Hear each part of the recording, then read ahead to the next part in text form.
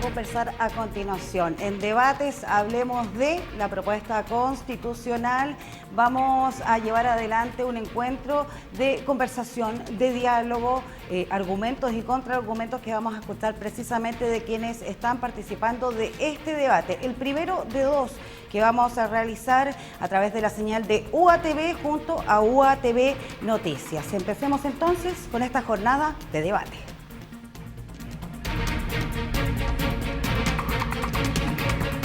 Bueno, y damos inicio a esta actividad que lleva adelante, por supuesto, nuestro canal, como es habitualmente. Algunos de ellos ya han estado en este espacio en ediciones anteriores, ¿cierto?, cuando se trató de las elecciones a consejeros y consejeras.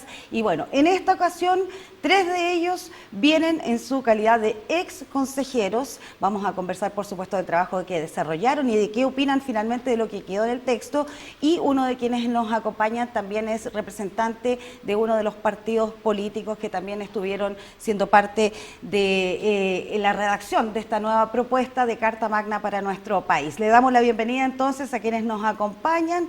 Comenzamos entonces con Germán Becker, ex consejero constitucional del partido Renovación Nacional. Bienvenido, un gusto tenerlo por acá. Hola Natalia, muchas gracias.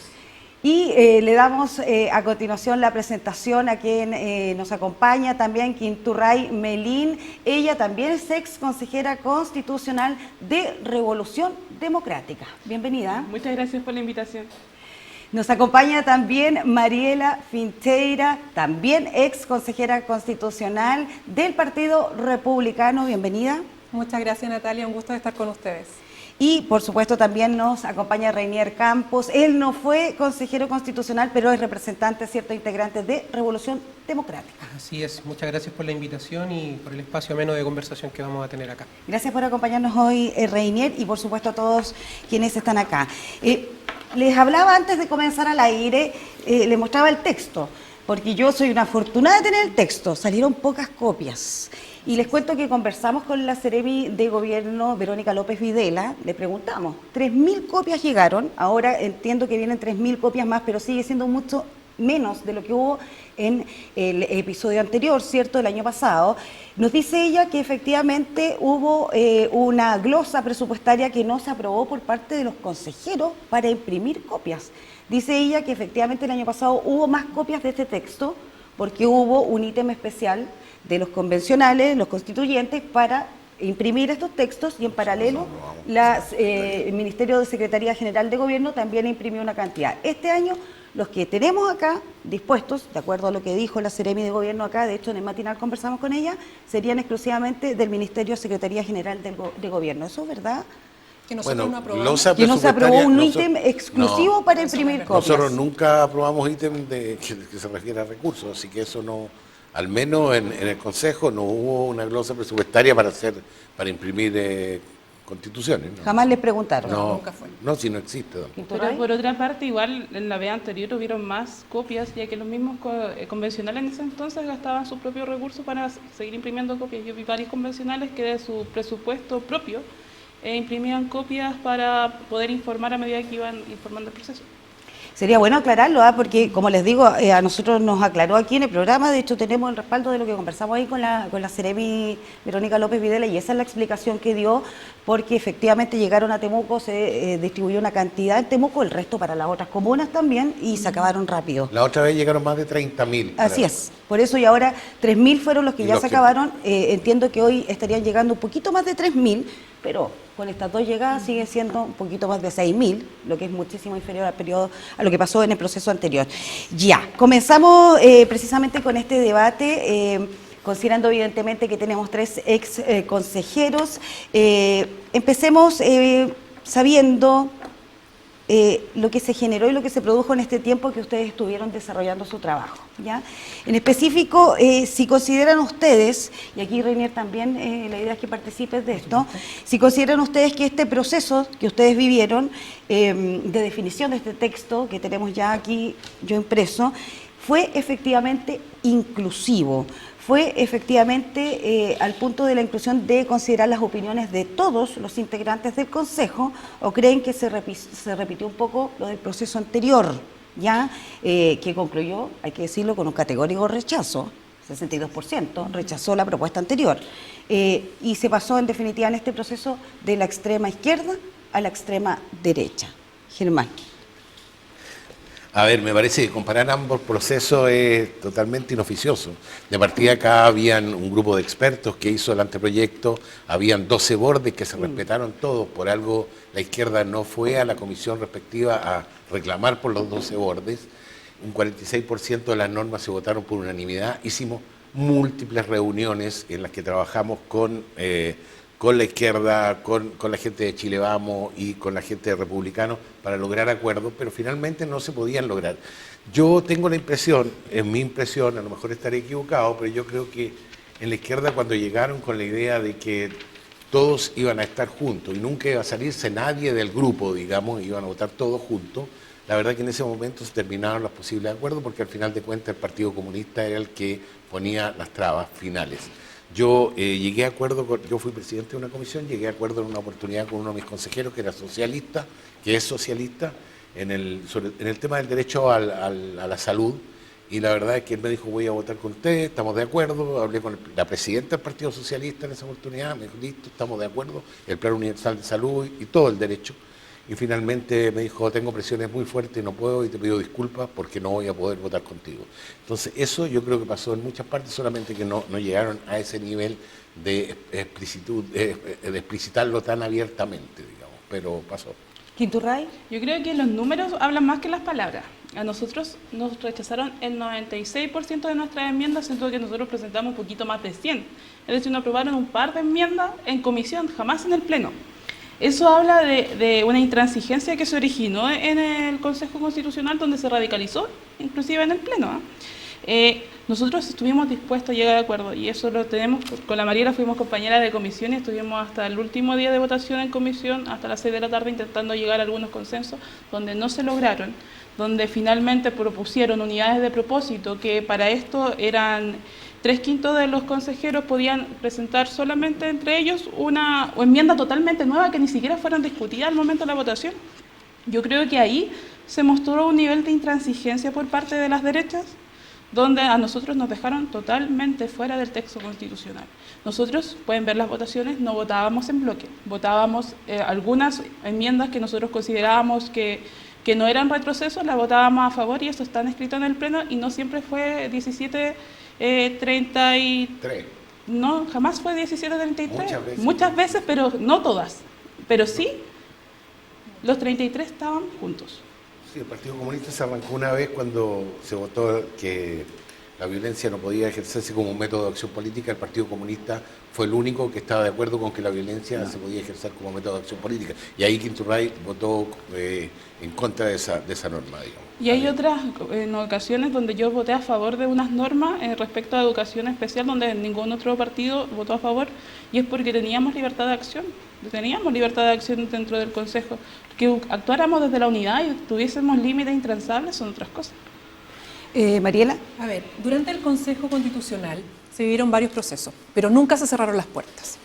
Y la verdad es que hasta el último momento se estuvo negociando, se estuvo conversando, incluso yo efectivamente estuvimos junto con Quinturray en la Comisión 3, estuvimos 7 horas esperando para poder llegar a acuerdos. Y eso fue porque efectivamente estaban las puertas abiertas para poder llegar a estos acuerdos, pero no hubo. ¿Por qué? Porque la izquierda estaba pensando en el todo o nada. Querían que muchas enmiendas que ya habían sido votadas en las comisiones, querían que se bajaran para poder llegar a acuerdos, recién para poder empezar a dialogar y conversar. Y eso es una realidad. Eso pasó en el Consejo Constitucional y lamentablemente muchas cosas no se pudieron llegar a acuerdo porque era el todo o nada. Inclusión. Hubo inclusión de acuerdo a lo que logras observar. Tú no eres ex consejero, pero sí estabas pendiente de lo que estaba pasando. Claro, igual es poco lo que se puede dar cuenta como un outsider en este caso respecto de cómo fue el funcionamiento de la interna del Consejo, porque hubo un hermetismo de parte del Consejo muy grande. No sé si habrá sido por desinterés de los medios, desinterés ciudadano o por una decisión propia de los consejeros, pero la verdad es que es muy difícil. Fue muy difícil seguir la conversación más allá del canal del Congreso y el Senado que prestaban ahí ayuda técnica. Por otro lado, respecto de la inclusión de no solamente de la idea de quienes estaban ahí en el Consejo, bueno, hablando de inclusión propiamente tal, yo como dirigente del mundo de la inclusión, puedo decir que fue una gran decepción que se haya rechazado la iniciativa popular de norma que le entregaba a las personas con discapacidad la posibilidad de exigir hacer cumplir un derecho. Sin duda, y de eso vamos a hablar un rato más. Por cierto. Ahora la pregunta tiene que ver con si, en definitiva, quienes participaron y lo que se logró observar desde tu óptica tiene relación con la inclusión de todos los que participaron. Hubo en el proceso anterior, efectivamente, quejas, múltiples quejas, con que no se logró, en definitiva, que la voz de todos los lados políticos quedara plasmado en el texto anterior, texto que, insisto, se rechazó con el 62%. ¿Acá pasó lo mismo, no pasó lo mismo? ¿Sienten ustedes eso? Esa era la pregunta. Bueno, la pregunta yo creo que está más o menos contestada. Sí, lo que pasa sí. es que en el anterior proceso ni siquiera se daban reuniones. A la derecha la ningunearon. No hubo ninguna posibilidad de llegar a acuerdo en nada. Yo estuve ahí también, fui a ver, a conversar con Cristian Monkever, estaba Luis Mayol, y la verdad que en ese proceso se pasó la planadora completa. Acá yo llegué con la mejor intención de tender puente, incluso con Quinturray tratamos de hacer algo, no resultó al final. Pero la verdad es que no se podía porque, si bien tú dices en algunas cosas votaron separados, pero en lo esencial siempre la izquierda votó junta. Y yo tengo la impresión que el Partido Comunista incidió mucho en eso. Si no hubieran estado por lo menos en mi comisión, la verdad que el Partido Comunista la llevaba, digamos. Y eso fue bien complejo para nosotros para poder tender los puentes. Aplanadora, dice el Quinturray, ¿tú sentiste en este proceso de que fuiste parte algo similar o pudiste generar consenso? Algo mencionaba que trabajaste junto a Mariela, de hecho, ahí estuviste con Germán precisamente. Sí, yo creo que en la etapa de comisión nosotros estuvimos compartiendo diagnósticos, estuvimos de acuerdo en lo que pasaba en la realidad de Chile, pero al momento de presentar las iniciativas fue que las soluciones no eran las que esperábamos y no nos incluye ni en lo ideológico ni en lo material.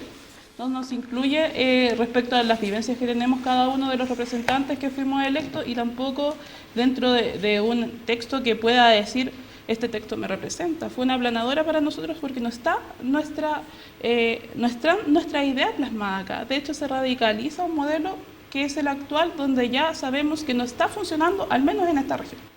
Perfecto, pasamos a la siguiente pregunta. Esperamos ahí que pueda cada uno de ustedes, máximo 2 minutos, que puedan explayarse para permitir a los otros poder hablar. La pregunta es la siguiente. Para ustedes, cada uno de ustedes, ¿cuáles son los 3 artículos más positivos y cuáles son los 3 artículos más negativos que quedaron plasmados, incorporados en esta propuesta de Carta Magna? Reinier, comenzamos contigo. Bien. Bueno, uno inevitablemente, como representa al sector del en contra, voy a partir por aquellas cosas. En puntual, respecto a las cosas que estoy a favor, hay muchas cosas que, respecto de la historia republicana del país, en su historia constituyente, la sigue recogiendo. La separación de los poderes, me da un poco de gracia sí que se habla de Estado Social de Derecho, pero sin una bajada material en la misma Constitución, sino meramente discursivo. Y bueno, y reconozco que hay una buena intención de parte de todos en realidad sobre, por ejemplo, el tema de la seguridad. Y reconozco que hay una buena intención en una norma que aparece en el catálogo de los derechos fundamentales sobre, no recuerdo si era el 7, que habla sobre la seguridad sobre libertad de movimiento. Ahí hay una norma, el último párrafo de la norma habla de que se van a devolver a las personas que ingresen ilegalmente al país. Y entiendo que ahí hay una buena intención de algo que debería ser una materia de política pública, pero está en la Constitución. ¿Tema migratorio? El tema migratorio. Exactamente. Tema migratorio. Claro. Perfecto. Hay una buena intención en el sentido de que hay un problema con la sobreinmigración y que el Estado de Chile y sus instituciones no están dando abasto. Eso es una realidad. Quienes ocupamos el sistema público de salud, de educación, lo sabemos. Pero se dice que se le va a enviar directamente a estas personas que cometan delitos a cumplir su pena en otro país. Y eso es inconstitucional por todos lados. O sea, ni siquiera es inconstitucional para nosotros y es imposible que nosotros obliguemos a otro Estado, porque nosotros lo estamos diciendo en nuestra Constitución, a acatar en este caso una declaración judicial de nuestra institución. Entonces, reconozco que hay una buena intención, es una necesidad, tenemos que avanzar en la política pública y el gobierno está trabajando en eso. O sea, me he introducido 32 iniciativas legales en el Congreso para poder acelerar ese tipo de cosas, pero no era el lugar, está mal redactado, es extraterritorial lo que se propone y por lo tanto es un problema. O sea, me imagino al canciller del próximo gobierno, que me imagino que no va a ser de mi sector, tratando de hacer cumplir esa norma, por ejemplo, Venezuela. ¿Cómo? Y por otro lado, también el tema de reconocer en este caso al embrión como un quién, cambiando el concepto que ocupamos en la actual Constitución, que es el que está por nacer. La Constitución protege la vida del que está por nacer. Ahora se le está dando la característica de un sujeto, de una persona, de un titular de derechos y obligaciones. Eso es un quién, eso es un sujeto. Y eso empieza cuando uno nace. Entonces, no sé, ¿tiene una obligación contractual un feto?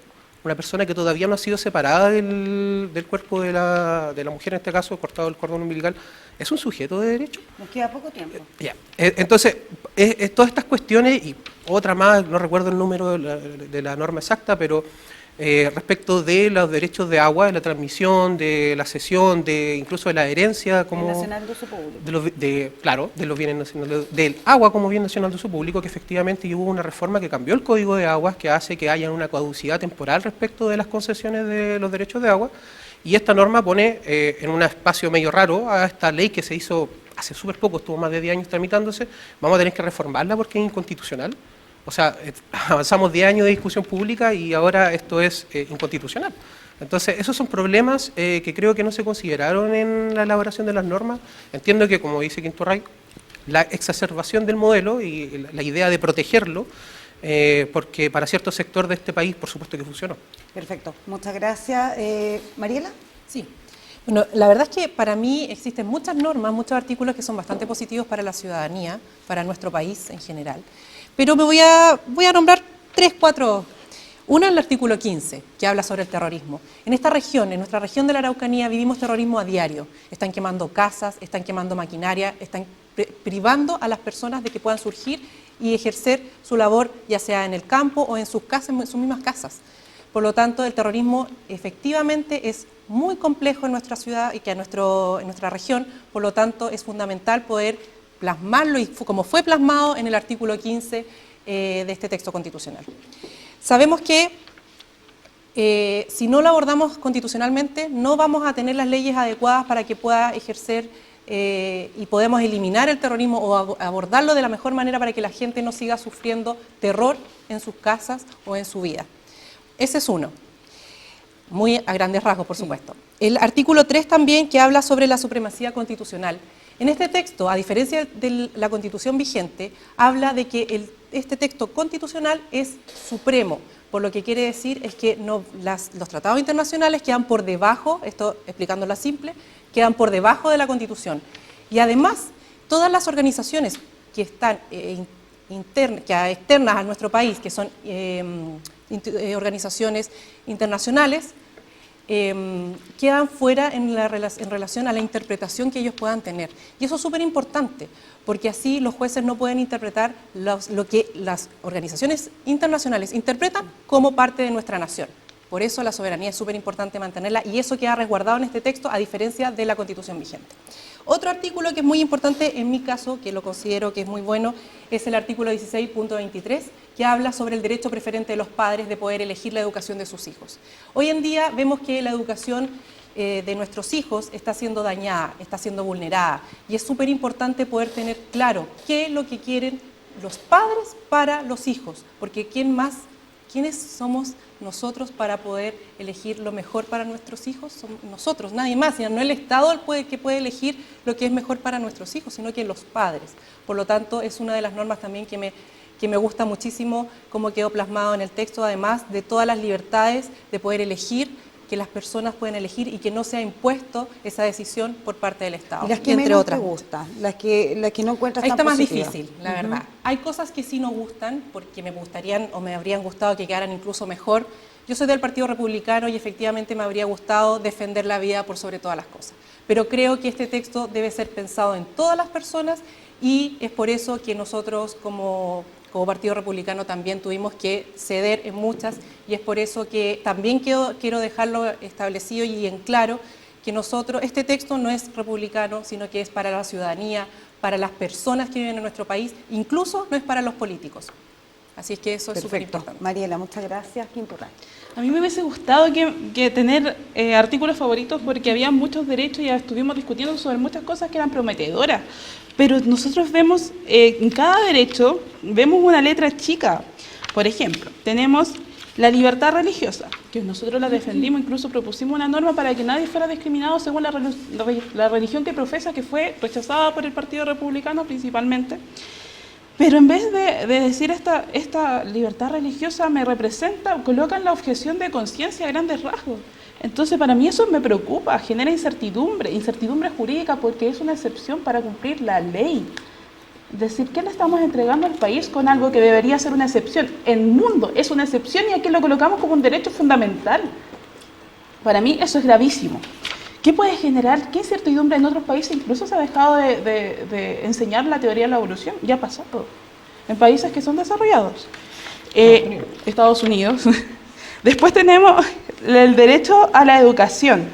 Y inmediatamente después en el numeral E colocan garantizando el financiamiento por estudiantes en establecimientos estatales y privados. ¿Qué tenemos en la región de la Araucanía? Pareciera que no estamos viendo nuestro país o nuestros vecinos, porque acá en la región la mayoría de los colegios, hay muchos colegios que son rurales. ¿Y cuál es la realidad de los colegios rurales? Es que no hay muchos estudiantes. Entonces vamos a tener colegios con menos o más financiamiento porque estamos constitucionalizando un modelo de enseñanza, un modelo de financiamiento de la enseñanza. Una política pública está siendo institucionalizada, constitucionalizada. Después, tenemos el derecho a la protección de salud integral y se tiene que garantizar su ejecución a través de instituciones estatales y privadas. Es decir, estamos consagrando un sistema privado de salud, sabiendo que en esta región solamente 80.000 personas se atienden a través del sistema privado de salud, aquí, en esta región. Y somos casi 1 millón de personas. ¿Cuáles son los números? Un 8%.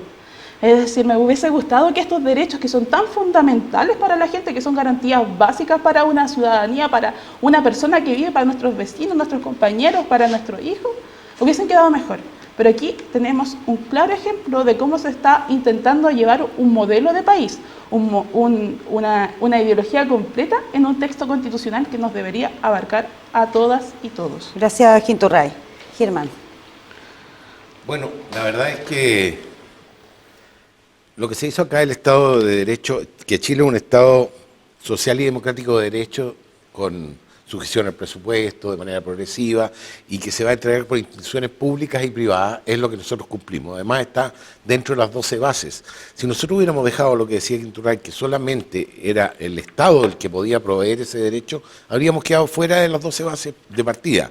Entonces, la verdad es que yo creo que en ese sentido no hay ninguna duda. Con respecto a lo que decía Rainer, la verdad que el agua... Contámosle después Bueno, a Reinier entonces, y voy a coméntelo contar usted. lo que a mí me gusta de esto. Y lo ¿ya? que no le gusta también. Bueno, hay pocas cosas que no me Los dos. gustan Me porque imagino. nosotros los republicanos le hicimos cambiar varias cosas. Así estaba contando Sí, aquí varias Mariela. cosas y algunas Esos bien detalles son importantes. buenos conocerlos, Germán. Así que si Ahí quiere vamos a ir viendo, transparentarlo. ya, bueno. La propiedad de los fondos de pensiones, Ya. que no son expropiables que por el Estado. Ahí el diputado Mirosevich inventó un tema de la ley Papito Corazón, ¿no es cierto? Que la verdad que no tiene ningún sentido, porque en el fondo lo que dice la norma es que no pueden ser expropiados ni apropiados por el Estado, pero sí pueden ser embargados por el hijo, por la esposa, eso, porque son de propiedad de la persona. Y ¿Heredable? cuando uno embarga algo de propiedad de la persona. Por lo tanto, en este caso no corre para la ley Papito Corazón, sigue exactamente igual. El Plan Universal de Salud, la verdad es que fue una norma que la pusimos nosotros como Renovación Nacional, costó convencer a los republicanos, y ese Plan Universal yo lo conversé con la gente del Partido Socialista y estaban de acuerdo, con Juan Luis Castro, incluso con Paulina Bodanovich, estaban de acuerdo porque es un plan universal que no puede discriminar ni por sexo, o sea, las mujeres no van a pagar más, como pasa ahora, ni por edad, los viejitos no vamos a pagar más, y tampoco puede discriminar por preexistencia. Por lo tanto, en el fondo, las ISAPRE, lo que estaba pasando es que las ISAPRE descremaban, por así decirlo.